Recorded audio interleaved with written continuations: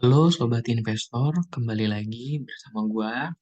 Di video kali ini gue mau coba bahas dua emiten yang masuk radar penyaringan di TradingView yang kesimpulannya itu memiliki peringkat technical strong buy. Ya, oke.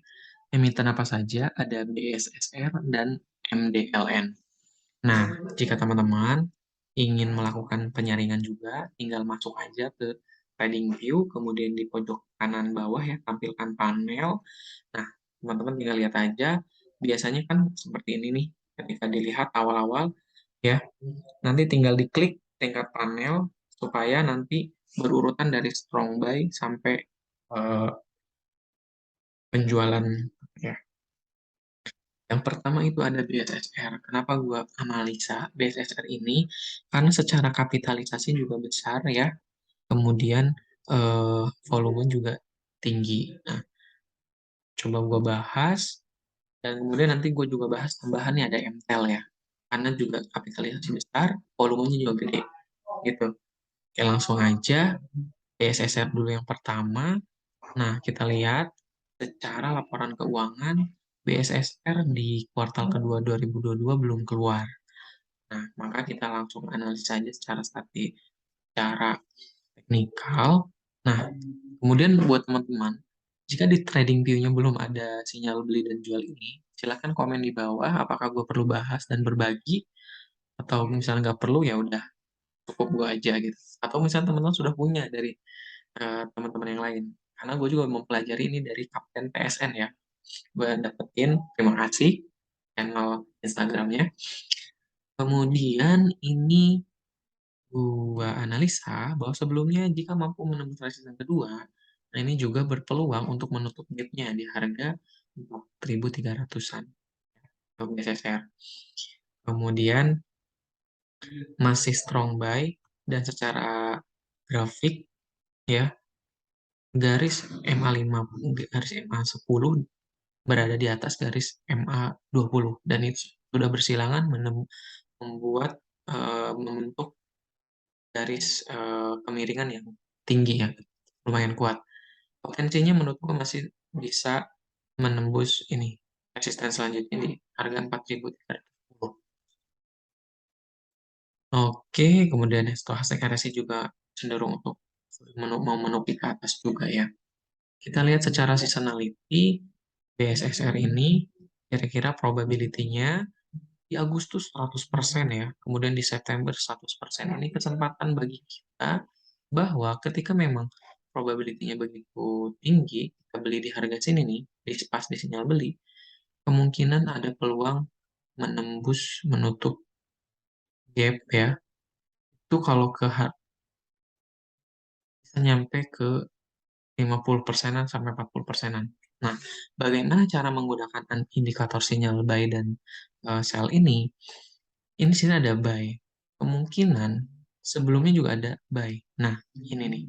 Ya, sebelumnya ini. Ketika ini break di resisten terkuat dan supportnya nggak bisa tembus, maka kemungkinan bisa sinyal buy ini muncul. Dan bagaimana cara kita menentukan sell? Nah, lihat dulu. Hati-hati, sebenarnya di sini sudah ada sinyal sell, ya.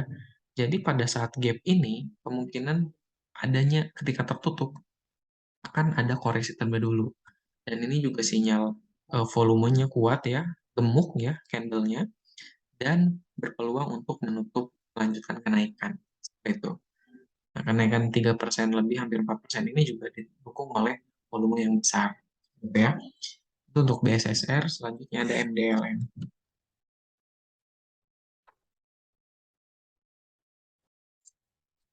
MDLN hari ini ditutup naik ya 9% lebih. Nah, teman-teman bisa lihat di sini garis MA10 dan garis MA20 sudah bersilangan dan ini kuat, masih uptrend ya. Kemudian ditutup dengan candle yang gemuk gitu. Ya, candle yang gemuk berarti proyeksi gue kemungkinan selanjutnya akan menembus eh, resisten selanjutnya ya di 131, tetapi hati-hati rawan untuk koreksi atau profit taking karena sebelumnya di sini ada sinyal jual nih. Hati-hati ya. Jika memang mau menunggu, tunggu koreksi ke menyentuh dulu nih ke garis EMA 10 ya atau garis EMA 20. Setelah menyentuh, kemudian kita beli ya. Karena kalau kita perhatikan sinyal-sinyal beli itu ketika candle menembus garis EMA 20-an ya, seperti itu. Tapi garis EMA 10-nya masih ada di atas, belum cross. Itu masih uptrend. Kemudian MDLN secara laporan keuangan kita lihat ya. Di sini laporan keuangan kuartal 2-nya belum keluar. Kita bahas secara seasonality. Secara seasonality belum cukup banyak ya datanya, dan tidak ya diharapkan probability-nya. Tapi setelah bandar detektor adanya distribusi, justru di distribusi. Tetapi ini bagi kesempatan bagi kita untuk mengakumulasi. Kita lihat secara asing ya. Tapi asing justru masuk dalam 3 hari berturut itu naik cukup banyak ya, masuk cukup banyak ya. Hari ini juga cuma masuknya cukup banyak untuk asing. Proyeksinya hati-hati untuk ada melakukan taking profit dan selanjutnya tujuannya sampai ke 131. Tapi itu juga perlu dipantau, gitu ya. Yang terakhir itu ada MTEL ya, ada MTEL masuk kategori strong buy juga di sini MTEL dengan volume yang besar. Hati-hati untuk MTEL karena memang datanya belum cukup banyak, maka sinyal buy dan sell-nya belum bisa muncul. Gitu. Lihat laporan keuangannya untuk MTEL. Di sini apakah sudah keluar? Nah, di sini sudah keluar ya. Membukukan laba yang positif, revenue-nya juga positif. Nah, untuk MTEL secara bandar detektor adanya big akumulasi lumayan besar ya dari CCD dan JP. Ini juga kita bisa apa namanya ikutan beli ya, tetapi perlu proyeksikan karena ini belum dapat menembus resisten terdekatnya 795. Nah, menurut gua karena ini juga udah naik tinggi ya, wait and see dulu sampai adanya koreksi, candle menyentuh ya, syaratnya menyentuh MA20. Nah, melewati candle-nya berada di MA10 dan MA20 nih. Ini sinyal buy. Ini sinyal buy ya. Dan MA10 itu berada di garis MA20. Seperti itu ya. Nah, kalau seperti ini kan MA10-nya berada di bawah garis MA20 ya. Ini makanya dia strong sell. Seperti itu. Dan ini di sini sudah bersilangan sampai sekarang memang kesimpulannya strong buy. Seperti itu ya. Ya, hati-hati bagi yang mau beli di hari sekarang ini buy on weakness ya.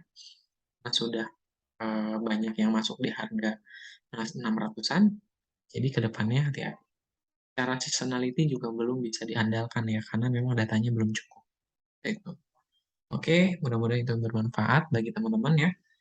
Cara menganalisa, kemudian menyaring saham-saham yang mempunyai sinyal strong buy. Mudah-mudahan bermanfaat. Terima kasih. Sampai jumpa.